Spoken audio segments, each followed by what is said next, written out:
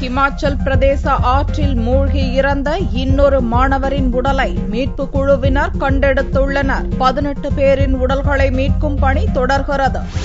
ஹைதராபாத்தைச் சேர்ந்த 24 கல்லூரி மாணவ மாணவிகள் ஒரு சுற்றுலா வழிகாட்டி என 25 பேர் கடந்த 8ஆம் தேதி அன்று ஹிமாச்சல பிரதேசத்தில் உள்ள பீஸ் ஆற்று வெள்ளத்தில் அடித்துச் செல்லப்பட்டனர். ராணுவம், தேசிய பேரிடர் மேலாண்மை மீட்பு படையினர் உள்ளிட்ட பல்வேறு பாதுகாப்பு படையினர் உடல்களை மீட்க தீவிர தேடுதல் வேட்டையில் ஈடுபட்டனர். திங்களன்று 4 உடல்களும், செவ்வாயன்று ஒரு உடலும், புதனன்று இன்னொரு உடலும் மீட்கப்பட்டன. வியாழனன்றும் அதிகாலையில் இருந்தே 500க்கும் மேற்பட்ட மீட்பு படையினர் ஆற்றில் தேட துவங்கினர். அப்போது உபேந்திரா எனும் மாணவரின் உடல் பாறை இடுக்கிலிருந்து மீட்கப்பட்டது. அதை மாணவரின் பெற்றோர் அடையாளம் காட்டினர். இதுவரையில் 4 மாணவர்கள், 3 மாணவிகளின் உடல்கள் மட்டுமே மீட்கப்பட்டுள்ளன. 14 மாணவர்கள், 3 மாணவிகள் மற்றும் சுற்றுலா வழிகாட்டியின் உடல்களை மீட்கும் பணி தொடர்ந்து நடக்கிறது. சடலங்கள் பாறைகளுக்கு இடையிலும் சேற்று பகுதிகளிலும் சிக்கியிருக்கக்கூடும் என்பதால் உடல்களை மீட்பது மிகவும் சிரமமான காரியமாக உருவெடுத்துள்ளது.